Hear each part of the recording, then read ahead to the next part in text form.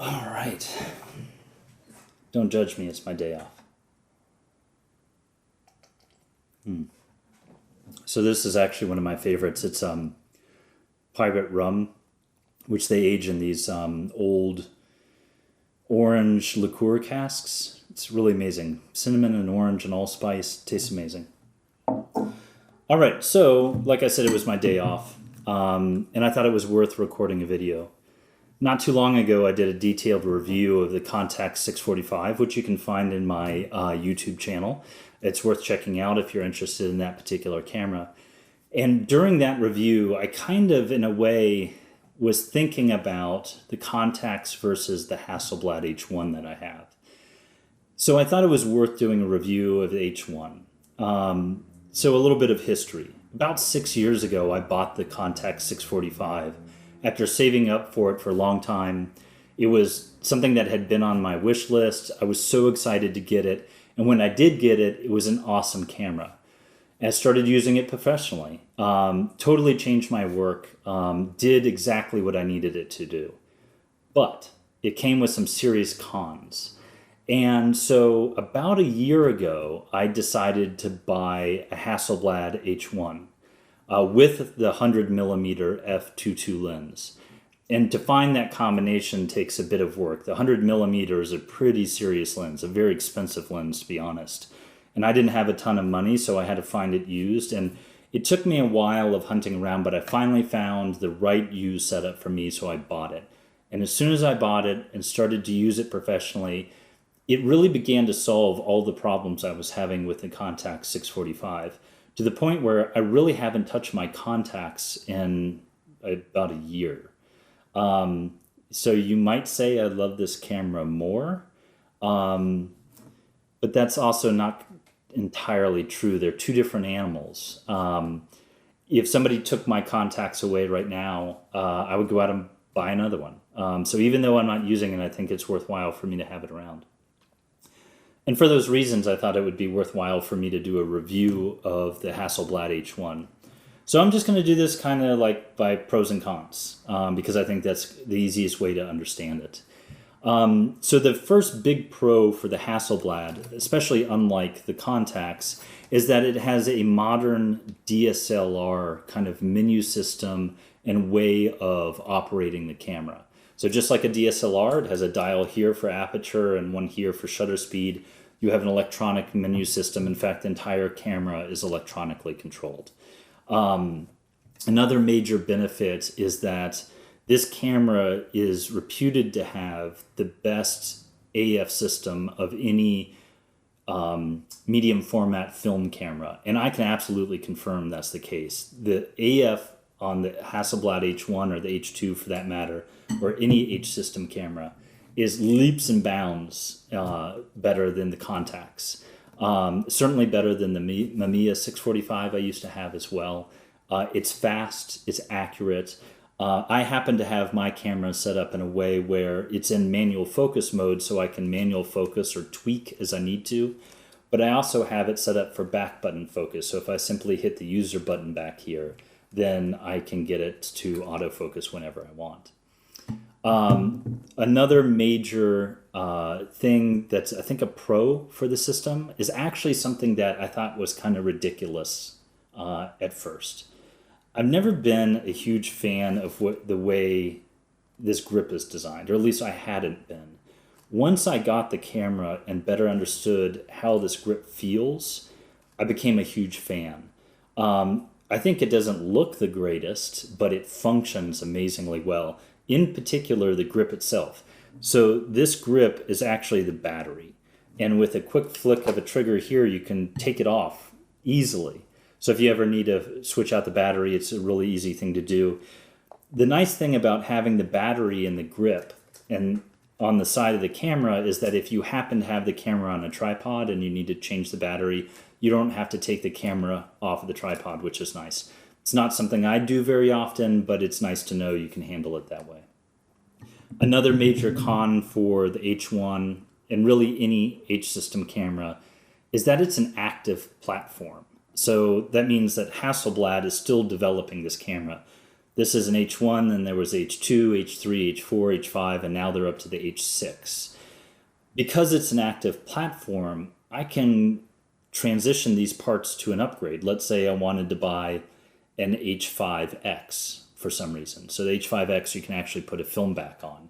So I can take this film back and this grip and this viewfinder and this lens and move them over to the H5X, and they'll all still work because it's an active platform. Also, being an active platform means I can get parts directly from Hasselblad. My little eye cup on the viewfinder happens to be ripped, so I called up Hasselblad the other day and put one on order. So that's nice to know that I can get parts when I need them. The Contax is out of business at this point, so getting parts for the camera is a real pain, honestly. Even the kind of old stock parts are all gone. So if you have a major problem with the Contax, you have to cannibalize parts from another working camera. So that can get really expensive.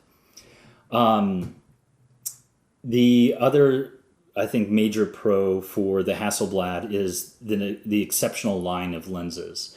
The line of H-system lenses across the board is fantastic. I'm a particular fan of this 100 millimeter. So I mentioned when I was buying this camera, I was looking for this particular lens, not the standard 80 millimeter, which is much easier to find. It's a very expensive lens, but it is very, very worth it. Right from the beginning, as soon as I started to get film back from this camera, I noticed how exceptionally sharp the lens is. It is ungodly sharp. It's very different from the Contax in that sense. But it also has that great creamy background because of the maximum f2.2 aperture. And the rest of the Hasselblad lenses are great, and of course they continue to develop them.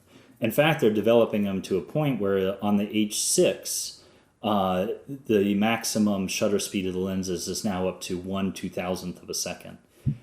On this particular camera, the maximum shutter speed is 1/800th of a second.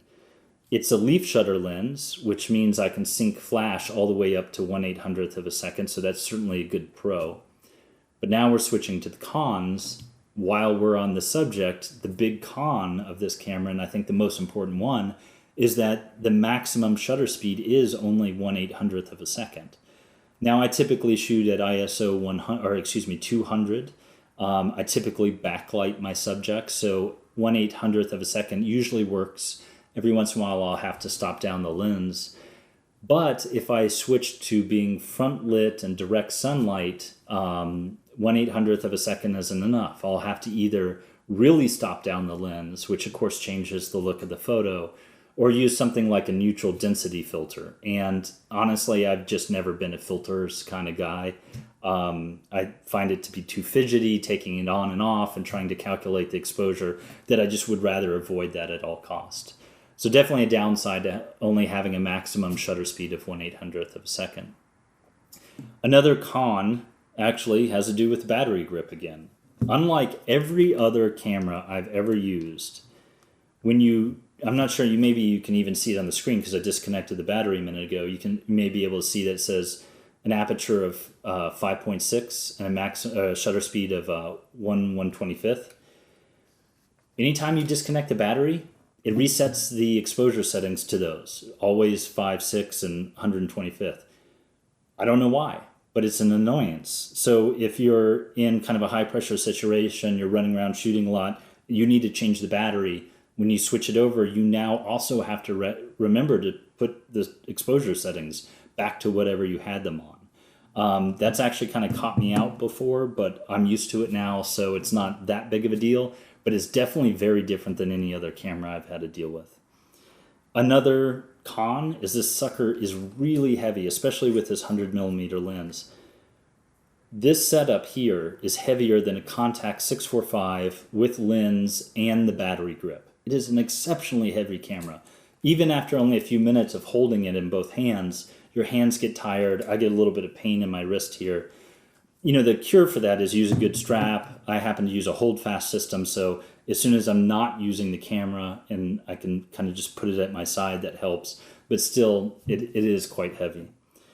I think the last con worth talking about is the menu system. So it's nice that it's set up kind of like a modern DSLR, but unlike a modern DSLR, of course, you don't have a screen on the back. Instead, the menu-driven system just has this tiny little screen on the top, and the menu system is really not that intuitive. In fact, the other day, I was trying to figure out how to put the camera into multiple exposure mode, which it does have, but I hadn't used the menu in a while. So not only had I forgotten where it was in the menu system, I forgot how to navigate the menu system, like which buttons go up and down and left and right and do select versus cancel. So it's kind of a pain. It's just not that intuitive. But that's kind of the end of the cons list. I maybe take a second to talk about weird fact. It has a pop-up flash. I don't know what good that is. I've never used it, but I guess if you are in an emergency and you need it, it's there. The other kind of interesting fact about this camera is it was originally developed by Fuji, and there's another Fuji version of this camera out there. I think it's called the GX645. I think that's it. At any rate, the parts between the two cameras are 100% interchangeable. So I could go out and get the Fuji version of this viewfinder and slap it on my Hasselblad and it'll work great. And the same story goes for everything else on the camera. So that's kind of interesting. If you ever are looking for a part on eBay or whatnot, you can also search for the Fuji parts and know that they'll work just fine. So that's really it for the H-System camera. I don't really have an intent of changing this out anytime soon. That's how much I love the camera. And it will probably stay in my bag for a long time versus the Contax as my working professional medium format film camera.